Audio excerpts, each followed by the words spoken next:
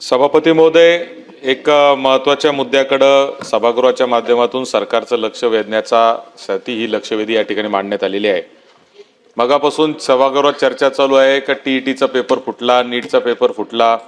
अनेक वेळा आपण पाहतो की तलाठीच्या परीक्षेमध्ये स्कॅम आणि त्याच्यानंतर सरकारी नोकरीमध्ये लागण्यासाठी देखील पैसे घेऊन सरकारी नोकऱ्या लावल्या, असेही अनेक प्रकरणं मागच्या काळामध्ये झालेली आपण पाहिलेले आहे. सभापती महोदय, एक महत्त्वाच्या विषयाकडं मी या लक्षवेधीच्या माध्यमातून सरकारचं लक्ष वेधतोय. ते म्हणजे आता पुणे महानगरपालिकेत नोकरी देण्याच्या खोटे सही शिक्के करून, लेटर हेड देऊन, पैसे घेऊन नोकऱ्या देण्याचे प्रकार घडले. बरं, एवढंच नाही तर पुणे हे IT चं हब झालेलं आहे. हजारो विद्यार्थी पुण्यामध्ये नोकरीच्या निमित्ताने जाण्याचा प्रयत्न करतात. महाराष्ट्रातल्या तर जवळजवळ प्रत्येक गावातला एक तरी मुलगा पुण्यामध्ये आज नोकरीच्या निमित्ताने जातो, विशेष करून IT च्या नोकरीच्या निमित्ताने जातो. आणि आज अशी परिस्थिती झालेली आहे की कोणती IT कंपनी हा अनुभव असल्याशिवाय नोकरी देत नाही, फ्रेशरला नोकरी दिली जात नाही. पुण्यात अशी एक टोळी उघडकीस आलेली आहे की जी या फ्रेशर उमेदवारांना पकडते, त्यांना सांगते की तुम्हाला आम्ही कंपनीचा एक्सपिरियन्स सगळा आणून देऊ, त्या कंपनीचा एक्सपिरियन्स सर्टिफिकेट, त्या कंपनीचं पगाराचं पत्रक म्हणजे सॅलरी स्लिप, त्याचं PF, त्याचं इन्कम टॅक्स रिटर्न, फॉर्म 16 सगळं बनावट बनवून दिलं जातं आणि त्याचे 5-5, 10-10 लाख रुपये त्या मुलांकडून घेतले जातात, जेणेकरून कंपन्यांमध्ये त्यांना नोकरी सहजरित्या मिळेल. आणि म्हणून या सगळ्या परिस्थितीमध्ये एका बाजूला शिक्षणामध्ये घोटाळा, सरकारी नोकरीत घोटाळा आणि आता खाजगी क्षेत्रात देखील घोटाळा झालेला आहे. माझ्याच माहितीतल्या एका विद्यार्थ्याला नोकरी लागली, त्यांनी अशाच पद्धतीचं त्याला कोणीतरी फसवलं, त्यांनी बनावट सगळं त्याचं बनवलं. त्या मुलाला माहितीच नव्हतं की आपल्याला दिलेले सगळे एक्सपिरियन्स सर्टिफिकेट आणि ते बनावट आहे. एजंट मार्फत ते दिले गेले होते. त्याची बदली बँगलोरला झाली. बँगलोरच्या कंपनीने जेव्हा चौकशी करण्यासाठी हे सगळं PF आणि याला पाठवलं, तेव्हा लक्षात आलं की हे सगळं बनावट आहे आणि त्याच्यावरच गुन्हा दाखल करण्याची या ठिकाणी वेळ आलेली आहे. आणि म्हणून सभापती महोदय, माझा प्रश्न गृहमंत्री या ठिकाणी बसलेले आहेत, त्यांना स्पेसिफिक माझे प्रश्न असे आहेत की हे पुणे महानगरपालिकेची जी टोळी आहे, या टोळीमध्ये देखील FIR होऊन देखील आजपर्यंत अटक करण्यात आलेली नाहीये. एका व्यक्तीचं नाव ज्याच्यामध्ये आलं, 3 लोकांवर गुन्हे दाखल झाले, परंतु अद्याप त्यांना कोणत्याही पद्धतीच्या त्यांच्यावर कारवाई करण्यात आली नाही अशी माझी माहिती आहे. तर त्याबाबत सभापती महोदय, गृहमंत्री मला माहिती सविस्तर सभागृहाला देतील का, हा माझा पहिला प्रश्न आहे. दुसरा प्रश्न असा आहे की हे जे खाजगी क्षेत्रामध्ये देखील हे लोन फुटलेलं आहे की ज्या पद्धतीने फेक एक्सपिरियन्स सर्टिफिकेट आणि फेक सगळ्या गोष्टी बनवण्याची जी षडयंत्र करून मुलांना फसवलं जातंय. बेरोजगारी एकीकडे वाढत असताना नोकऱ्या मिळत नाही आणि म्हणून नोकरी मिळण्यासाठी हतबल झालेले पालक आणि हतबल झालेले मुलं हे फेक एक्सपिरियन्स विकत घेत आहेत. आणि ह्याच्यासाठी देखील गृह विभागाने काहीतरी प्रतिबंध केला पाहिजे. त्यासाठी काही स्वतंत्र यंत्रणा मंत्री महोदय विचाराधीन आहे का? असल्यास कोणत्या पद्धतीची यंत्रणा आपण त्यासाठी उभी करू शकतो, असे माझे 2 स्पेसिफिक प्रश्न या निमित्ताने. मंत्री महोदय. सभापती महोदय, सन्माननीय सदस्यांनी या लक्षवेधीमध्ये ज्या तक्रारीचा इथे उल्लेख केला आहे आणि ज्या FIRचा उल्लेख त्यांनी आता त्यांच्या प्रश्नामध्ये देखील त्यांनी केलेला आहे. तर 30 जानेवारीला पुणे पोलीस आयुक्तांकडे एक तक्रार दाखल झाली आणि त्या पहिल्या तक्रारीमध्ये एक ओव्हरऑल जनरल तक्रार ती होती आणि कुठली स्पेसिफिक त्याच्यामध्ये उल्लेख नव्हता. तथापि आणि एक फॉलोअप म्हणून त्यांनी मला वाटतं 6 महिन्याच्या नंतर एक 12 जूनला त्याच व्यक्तीने पुणे महानगरपालिकेच्या उपायुक्तांकडे तक्रार दाखल केली. त्याची प्रत किंवा त्यांनी कुठली त्याची कॉपी त्यांनी पोलीस विभागाला त्यांनी काही दिलेली नाही. परंतु त्या तक्रारीमध्ये ज्या व्यक्तीचा नामोल्लेख त्यांनी केला होता त्या व्यक्तीच्या नावाने 10 फेब्रुवारीला शिवाजीनगर पोलीस स्टेशनला एक तक्रार दाखल झाली होती. ती तक्रार ज्या व्यक्तीने केली होती त्यांच्या भाच्याचा आणि त्यांच्या काही नातेवाईकांची फसवणूक काही ठराविक व्यक्तींनी केलेली आहे असं त्या तक्रारीमध्ये नमूद होतं.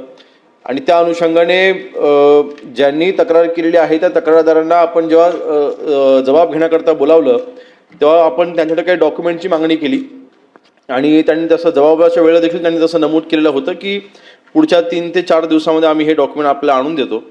तथापि आता ही गोष्ट आहे फेब्रुवारीची. त्याच्यानंतर मार्चमध्ये आपण त्यांना काही पत्रव्यवहार केलं की आपण जबाबाच्या नुसार आपण डॉक्युमेंट आपण सादर करावे. तर मार्चमध्ये त्यांनी कुठलेही तसे डॉक्युमेंट त्यांनी सादर केले नाहीत. जूनमध्ये पुन्हा एकदा आपण त्यांना पत्र पाठवलं आणि त्यांनी पत्र पाठवल्याच्यानंतर किंवा त्यांच्याशी आपण संपर्क केल्याच्यानंतर त्यांनी असं म्हटलं की आमची आता तक्रार आता कुठलीच नाही, आम्ही आमची तक्रार मागे घेतोय. ज्यांनी कोणी आमच्याकडनं जो काही निधी घेतला होता किंवा पैसे घेतले होते ते सगळे पैसे त्यांनी आम्हाला परत केलेले आहेत. असं करून त्यांनी लेखी दिलेलं आहे की आमची तक्रार आम्ही मागे घेतो. त्यानंतर चौथी तक्रार देखील खडक पोलीस स्टेशनला ही दाखल केली गेली होती. त्यामध्ये त्या तक्रारीमध्ये आपण FIR हा दाखल केलेला आहे, परंतु तो जी रक्कम जी आहे ती त्यांच्याच म्हणजे मला वाटतं अमीर शेख म्हणून त्या व्यक्तीच्या विरोधामध्ये ही तक्रार आहे. जवळपास 2,86,000ची ही फक्त तक्रार होती. त्याच्यामुळे देखील काही रक्कम ही परत केली आहे, परंतु तक्रारीचा आणि त्याच्यामध्ये ओव्हरऑल आपण जे काही पाहिलं तर त्यामध्ये आपण एका व्यक्तीवरती आपण गुन्हा देखील दाखल केला आणि आपण पुढील देखील चौकशी आपण करतोय. 5वी तक्रार पुन्हा एकदा शिवाजीनगरला होती. तर नातेवाईकांनीच काहीतरी पैसे घेतले होते, तर नातेवाईकांच्या अंतर्गतच त्यांची तक्रार होती. तर त्या बाबतीत देखील आपण चौकशी चालू केली आहे आणि नक्की त्याच्यावरती देखील दोषींवरती आपण कारवाई करू. एकंदरीत मी हे का सांगतोय की आपण ह्याच्यामध्ये एका व्यक्तीचं नाव वारंवार दिसतंय ह्यामध्ये, जो पुणे महानगरपालिकेमध्ये हा काम करतोय. जरी तक्रारदाराने तक्रार मागे घेतली असेल तरी सुद्धा त्या व्यक्तीचं नाव जर का पैसे घेतले आणि पैशांनी परत केलेले आहेत हे दिसून येते. आणि म्हणून आज ब्रीफिंगच्या दरम्यानच मी सांगितलेलं आहे की हे आपण सुमोटो या व्यक्तीची आपण चौकशी करणं आवश्यक आहे की हा व्यक्ती कोण आहे ज्यांनी पैसे घेतले आणि ते पैसे त्यांनी परत केलेले आहेत. कारण रक्कम ही 70 लाख रुपयाची मोठी रक्कम आहे. आणि म्हणून मला वाटतं ह्या व्यक्तीची संपूर्णपणे चौकशी ही करण्यात येईल. नंबर 1. नंबर 2, आपण दुसरा उल्लेख केलेला आहे की खरं तर त्याचा उल्लेख कुठेही लक्षवेधीमध्ये नाही, परंतु आपण इथे लक्षवेधी मांडत असताना प्रायव्हेट फर्मचे डॉक्युमेंट फेक डॉक्युमेंट्स तयार करायचे, म्हणजे एक्सपिरियन्सचे सर्टिफिकेट खोटे तयार करायचे किंवा त्यांचे जे काही सरकारी नोकरी देत असताना किंवा काही कदाचित कॉन्ट्रॅक्ट बेसिसवरती घेत असताना आपण एक्सपिरियन्स मुलांना घेतो, तर ते एक्सपिरियन्सचे डॉक्युमेंट जे आहेत ते फेक डॉक्युमेंट तयार करायची काही व्यक्तींची टोळी आहे असं आपलं म्हणणं आहे. नक्कीच त्या बाबतीमधली अजून काही ठराविक डिटेल आपल्याकडे असेल तर आपण द्या. त्या सगळ्यांची आम्ही सखोल चौकशी करू आणि दोषींवरती योग्य ती कारवाई करू. की त्याची तक्रार केली, तक्रार मागं घेतली, पैसे दिले, पैसे मागं घेतले, याच्यातूनच तुमच्या लक्षात यायला पाहिजे मंत्री महोदय की जो तक्रारदार होता तो दबावात होता आणि सामान्य माणसाला कोणाशी पंगा घ्यायचा नसतो, त्याला ह्या भानगडीत पडायचं नसतं. इकडून तिकडून व्याजाने पैसे घेऊन आज नोकऱ्यांसाठी पैसे देत आहेत लोक. आणि म्हणून मंत्री महोदय माझा स्पेसिफिक प्रश्न तुम्हाला असा आहे, आणि हा फक्त त्या पुणे महानगरपालिकेतल्या बनावट लेटर हेड पुरता मर्यादित नसून खाजगी नोकऱ्यांमध्ये हे रॅकेट फार मोठं चालू झालेलं आहे.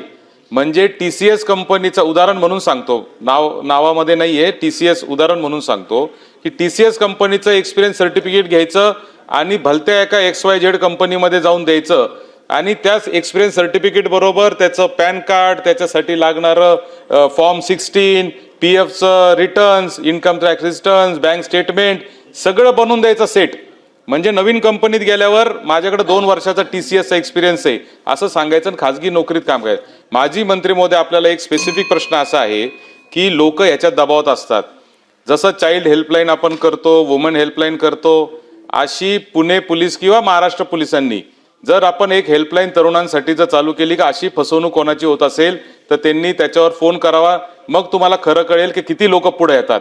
आणि दुसरा स्पेसिफिक प्रश्न माझा असा आहे की आपण सांगितलं की अशी कुठली तक्रार पुण्यामध्ये नाही किंवा कुठल्या प्रकारचे असे गुन्हे आम्हाला माहिती नाही, तर पुणे पोलिसांना निर्देश देऊन आपण पुढच्या 1 महिन्यात अशा पद्धतीचे किती गुन्हे कोणत्या कोणत्या पोलीस स्टेशनमध्ये दाखल आहेत याची सगळी माहिती जी आहे ती आम्हाला पटलासमोर पुढच्या वेळेस ठेवणार का?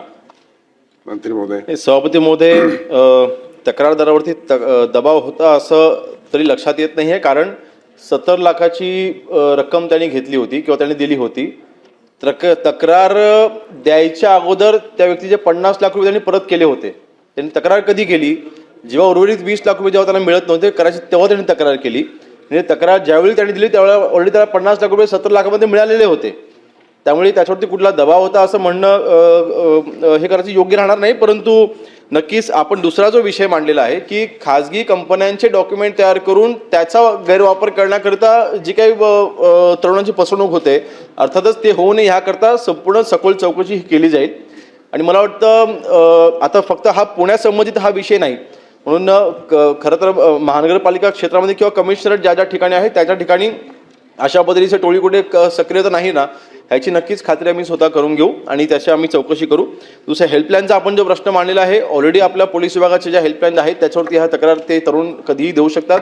आणि ह्याच्यामध्ये जे तक्रार देणारे आपले किंवा जे कंप्लेंट करणारे आपले तरुण असतील त्यांची हवं असं तर माहिती आपण गुप्त ठेवू, त्याच्यावर आपण कुठेही उघड करणार नाही, जेणेकरून त्यांच्यावर कुठला दबाव असेल तर त्या दबावाच्या पोटी कोणी पुढे येत नाही असं घडत असेल तर नक्कीच आम्ही त्याची दक्षता घेऊ.